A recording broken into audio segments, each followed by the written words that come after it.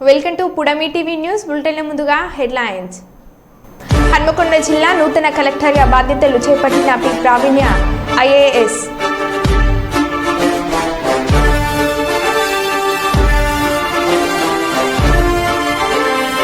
వరుస సెలవులు రోజులు కావడంతో శ్రీశైలంలో అధికంగా పెరిగిన భక్తుల రద్దీ.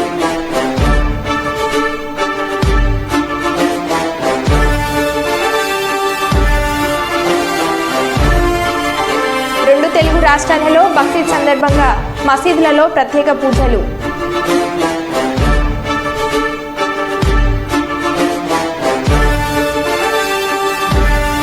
ఎమ్మెల్యే జయసూర్య ఆధ్వర్యంలో టీడీపీలో చేరిన 100 కుటుంబాలు.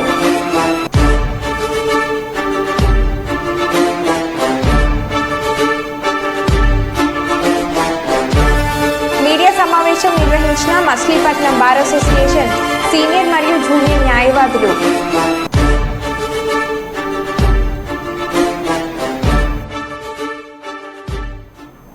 ఇక వివరాల్లోకి వెళ్తే, వరంగల్ నగరంలో ఆదివారం తెల్లవారుజామున అంతర్జాతీయ దొంగల ముఠాను మట్టవాడ పోలీసులు అరెస్ట్ చేశారు. అరెస్టుకు సంబంధించిన వివరాలు డీసీపీ బారి మీడియా సమావేశంలో వివరించారు.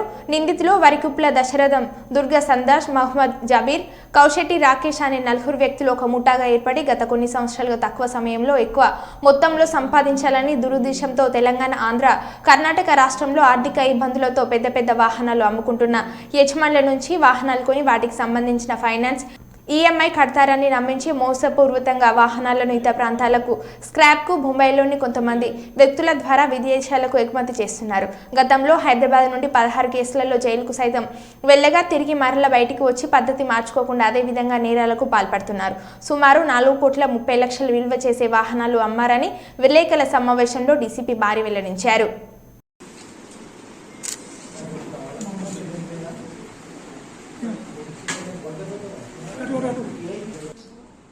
ఇలా బాగా గోపి, రాజ్ కుమార్, కానిస్టేబుల్స్ ఎవరు, రవీందర్ మంచి క్యాచర్, లేడీని పట్టినాం కదా, శివ నువ్వు వెళ్ళాలి, ఇలా చేయాలా, మంచి లాస్ట్ టైం చైన్ స్నాచింగ్ వెళ్ళాలి. ఈయన ఐటీ మీరు దొంగల మూడని పట్టువాడ పోలీసు వాళ్ళు పడుతున్నారు.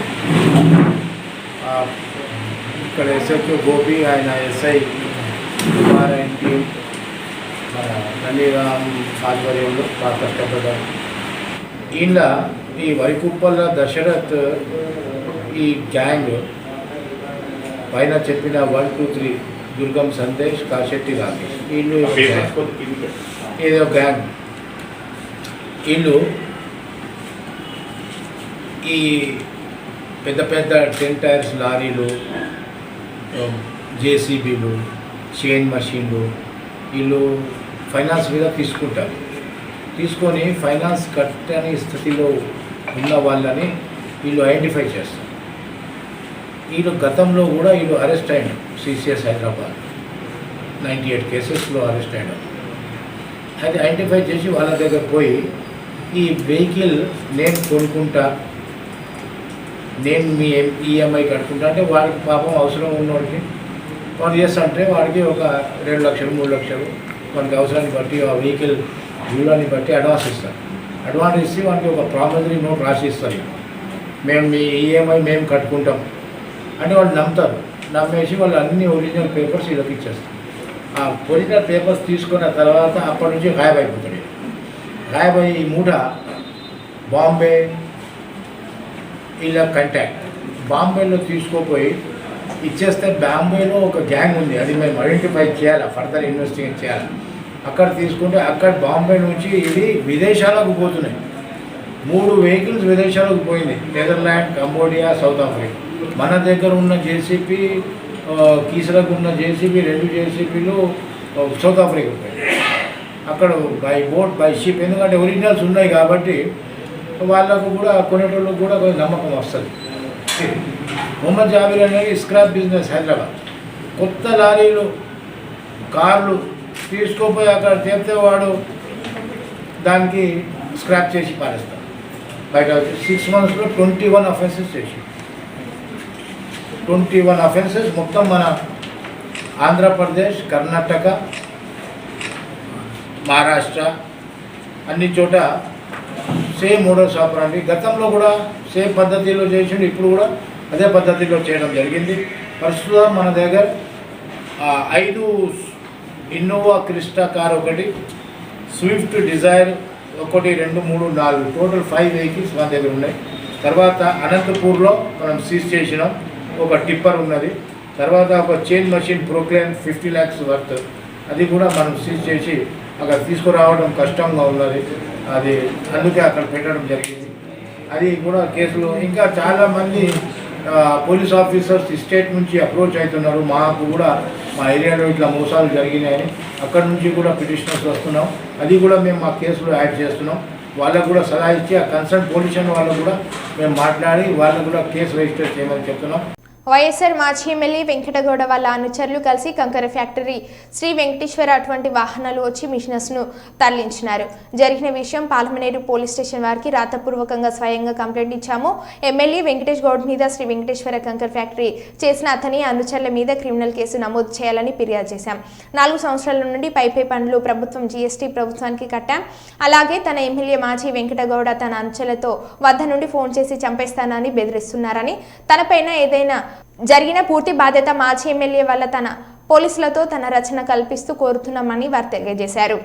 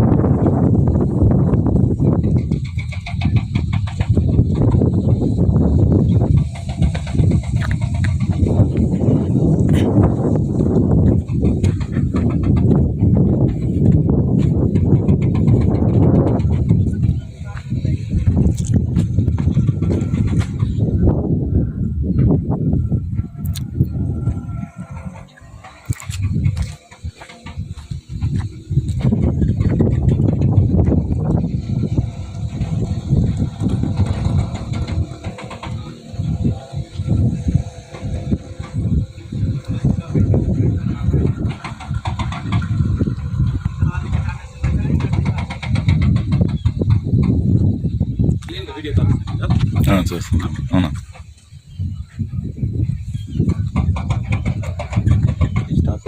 అవన్నీ తీసుకోండి. మిషన్స్ కూడా వస్తాను నేను అంతా అడిగిందంటే కట్టేది ఎంత డాక్యుమెంట్ కట్టినా చూసుకో. కొత్త బండికి ట్యాక్స్ కట్టి దీన్ని కడతారు కదా. 30వ తారీఖే పైన నెల అది ఫిబ్రవరి. అవంతా మూవబుల్ ప్రాపర్టీస్ అమ్మా. ఎవడన్నా వచ్చి కిందకు పడిపోయా మీ మీద ఏమీ వచ్చలేదు తమ్ముడు. నేనేమో దేవుడాన్ని కూర్చున్నాను మీకు ఇచ్చేసి నన్ను ఎత్తుకొని పక్కలేకేస్తారు. ఫస్ట్ మిమ్మల్ని ఎవరు మాట్లాడారు?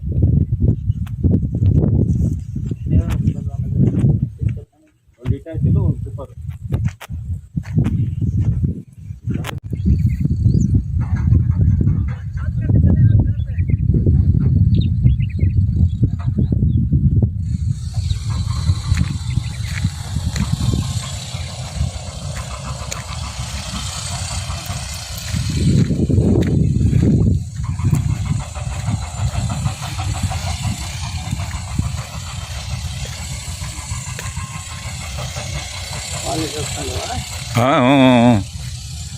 నీది అప్పుడే సార్.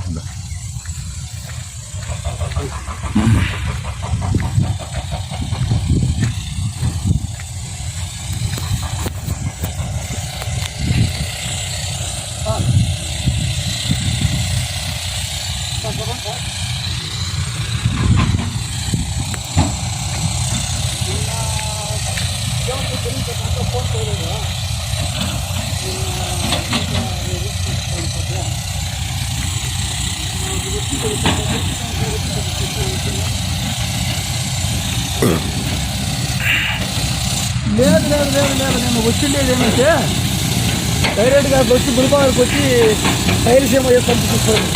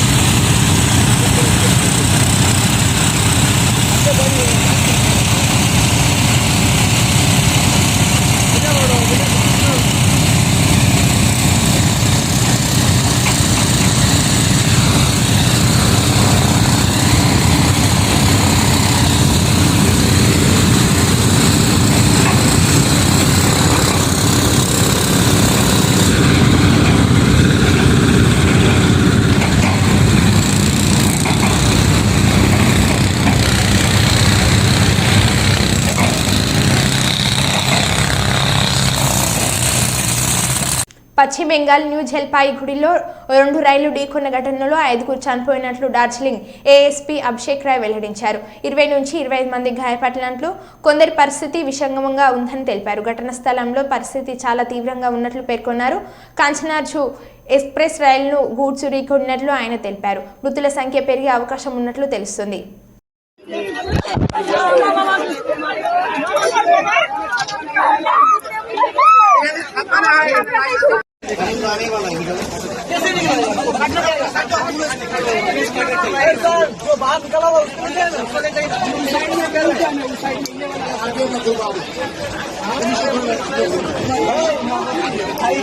अभी थोड़ा गंभीर है। ये आप देख रहे हैं कंचनजंगा एक्सप्रेस है। ये पीछे यहाँ पे खड़ा था और पीछे से एक मालगाड़ी आके उसको ठोक दिया। 3 बॉगी अभी तक डिटेल्ड हुआ है, 5 फैटलिटी हुआ है, कैजुअलिटी हुआ है 5। अभी तक हम रेस्क्यू कर लिया है। और मालगाड़ी का जो आगे का इंजन है वहाँ पे गैस कटर लगेगा। आरपीएफ भी आगे है, हम लोग लोकल पीएस से आगे है। ठीक है, डेथ कैजुअलिटी कितनी हुई है? अभी तक जो हिसाब है 5 हुआ है। ठीक है, और कितने लोग की मौत हुई है? 5 का मौत हुआ है अभी तक। ठीक है, इंजर्ड हुआ है? इंजर्ड अभी तक 25 to 30 nearly, but the injuries are not fatal. We have already rescued them with their luggages.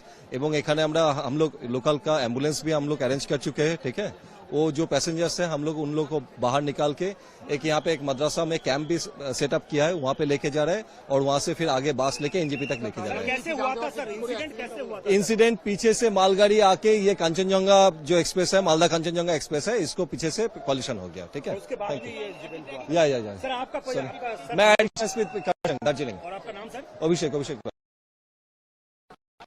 బైహర మండల కేంద్రానికి చెందిన కరైకొండ గణేష్ అనే వ్యక్తి గత కొన్ని సంవత్సరాలుగా కిరాణా వ్యాపారం చేస్తూ అందరితో నమ్మకంగా మెదులుతూ ఉండేవాడు.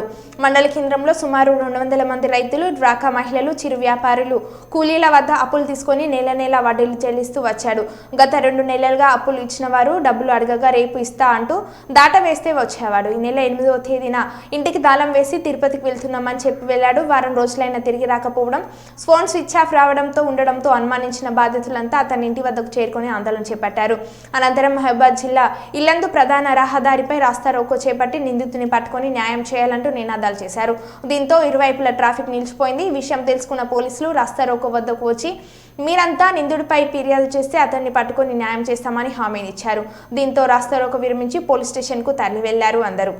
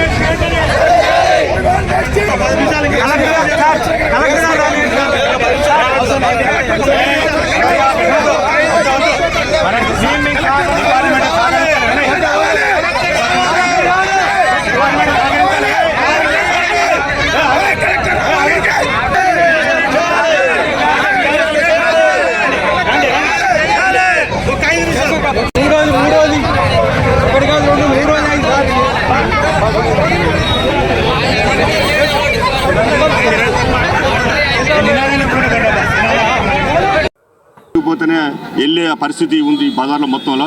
అటువంటి మనుషుల దగ్గర డబ్బులు తీసుకుని పోయిండు వాడు అసలు మనిషి కాదనుకుంటాను.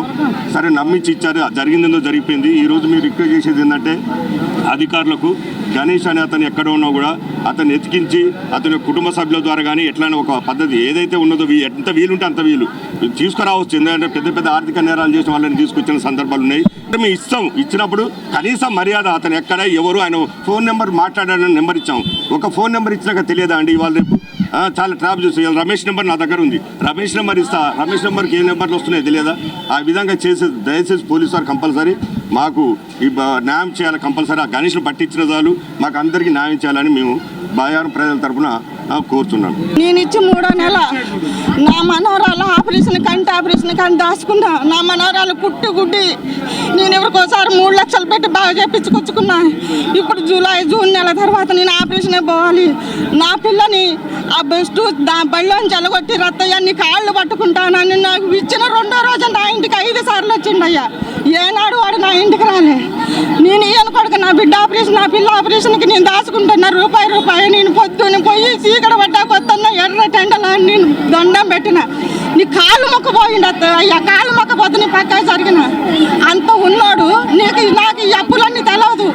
అంత ఉన్నాడికి ఈ ₹1,00,000 ఏం అవసరం? నా 1,00,000 ఇవన్నా ఎమ్మడి పడతాను. నేను 3 రోజుల దాకా వాల్తీ పెట్టలే కొడుక. నా మొగుడిని పట్టుకొని బడ్డీ కాడ కాళ్ళ మీద పడబోయిందంట. నేను రాకముందే నా భర్తను తీసుకుని పోయి బ్యాంకుల నుంచి ₹1,00,000 డ్రా చేసుకున్నాడు. ఒక్క 5 తక్కువ ₹1,00,000.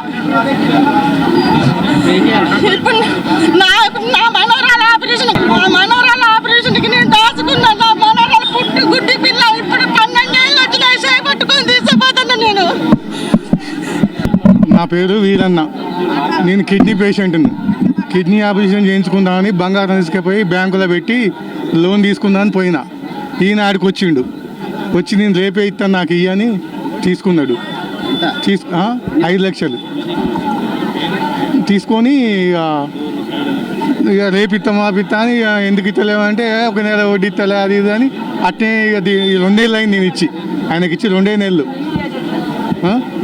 అంతగా చూద్దాం లే వడ్డీ అయిన ఇస్తా కానీ నేను అంతగా ఇప్పుడు లేవు అని తిప్పుకుంటూ వస్తాడు.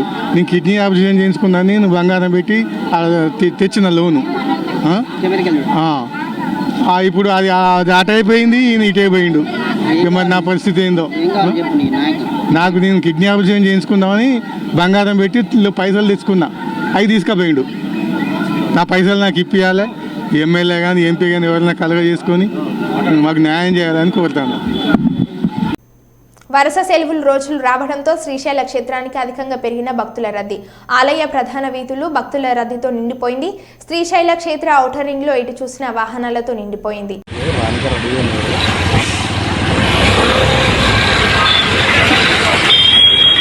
సాక్షి గణపతి వరకు ఉన్నట్టుందిరా.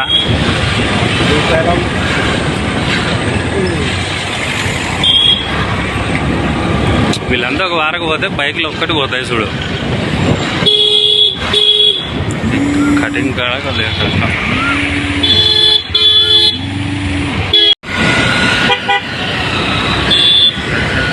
ప్రశాంతంగా ట్రాఫిక్ అంతా తగ్గిపోతుంది కావచ్చపాటికి.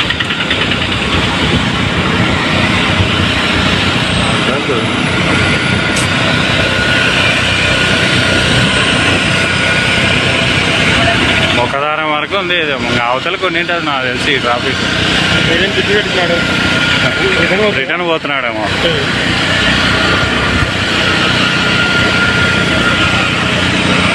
ఎప్పుడు లేదు కానీ ఆడ అదో మెయిన్.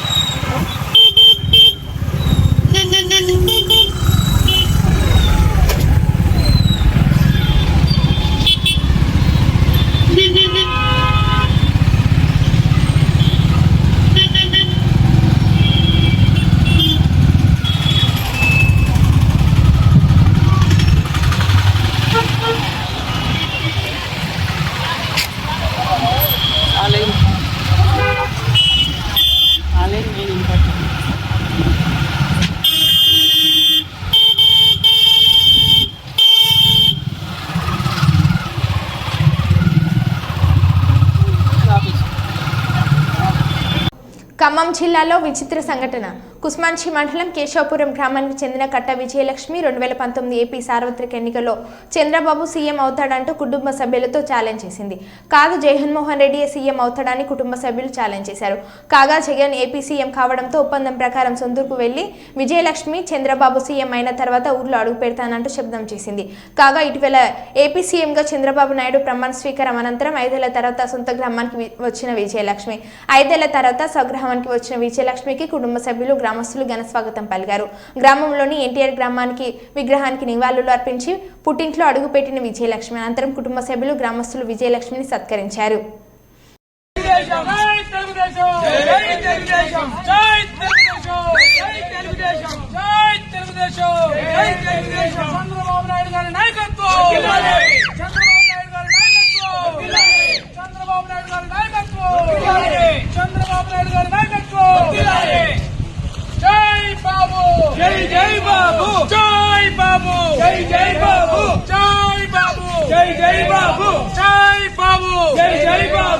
చంద్రబాబు నాయుడు గారి నాయకత్వం ఎన్టీఆర్ ఎన్టీఆర్ ఎన్టీఆర్ జోహార్లు జోహార్లు జోహార్లు నారా చంద్రబాబు నాయుడు గారి నాయకత్వం చంద్రబాబు నాయుడు గారి నాయకత్వం జై బాలయ్య జై బాలయ్య జై బాలయ్య జై బాలయ్య. మహబూబాబాద్ జిల్లా కేంద్రంలోని ఎమ్మెల్యే క్యాంప్ కార్యాలయంలో లబ్ధిదారులకు కళ్యాణ లక్ష్మి షాద్ ముబారక్ చెక్లను ఎమ్మెల్యే పంపిణీ చేశారు. ఈ సందర్భంగా ఎమ్మెల్యే మాట్లాడుతూ రేషన్ కార్డు ఉన్న ప్రతి మహిళలకు త్వరలోనే మహాలక్ష్మి పథకం ద్వారా 2500 రూపాయలను అందజేస్తామని, గ్రామాల్లో ఇందిరమ్మ కమిటీలను ఏర్పాటు చేసి ఇల్లు లేని నిర్వేదులకు ఇందిరమ్మ ఇండ్ల పథకంలో ఇండ్లను నిర్మిస్తామని ఆయన తెలిపారు.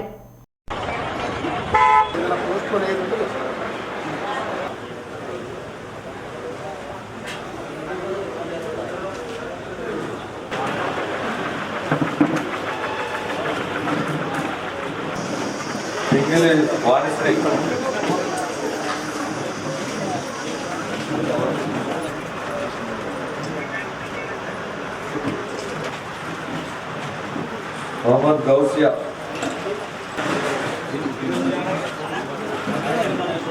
मोहम्मद తర్వాత అస్మత్ అస్మత్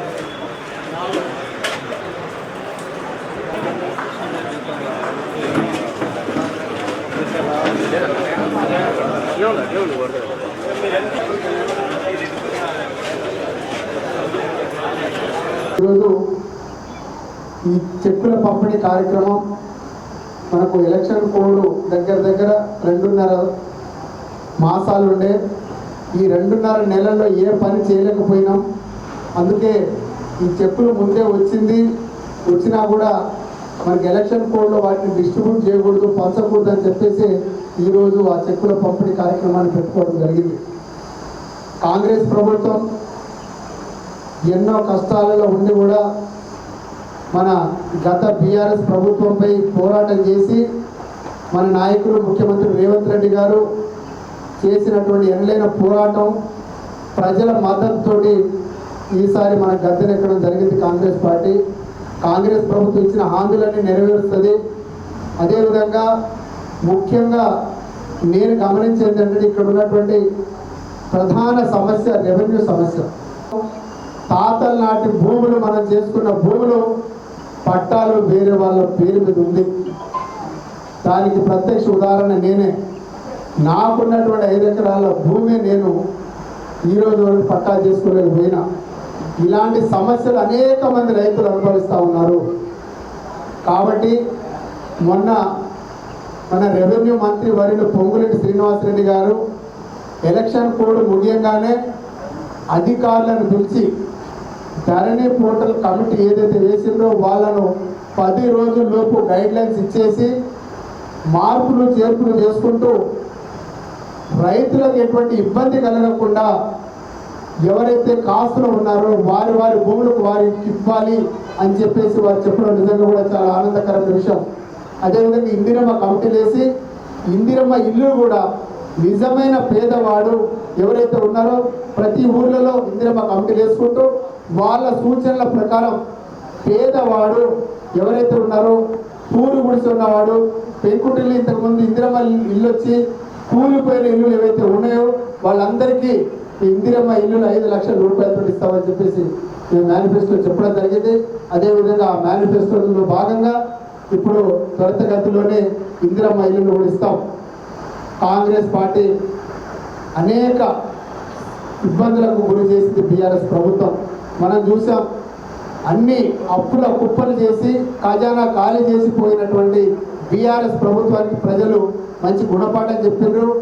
మన ఫైనాన్స్ మినిస్టర్ గారు బట్టి విక్రమార్క గారు చాలా చాకచక్యంగా, అలాగే ముఖ్యమంత్రి రేవంత్ రెడ్డి గారు ఒక పద్ధతిగా క్రమశిక్షణతోటి ఎక్కడ డబ్బులను దుబారా ఖర్చు చేయకుండా అన్ని సంక్షేమ పథకాలు మనం అమలు చేద్దామని చెప్పేసి వారు గట్టి సంకల్పంతో దృఢ సంకల్పంతో ఉన్నారు. కాబట్టి ఇప్పుడున్నటువంటి కార్యకర్తలు అందరూ అదే పడకండి, అన్ని సంక్షేమ పథకాలు ప్రతి ఒక్కరికి అందుతాయి, నిజమైన లబ్ధిదారుడికి ఈ సంక్షేమ పథకాలు అందుతాయి. అంటే 10 లక్షల రూపాయల కళ్యాణ లక్ష్మి ఇక్కడ మీకు ఇవ్వడం జరుగుతూ ఉంది.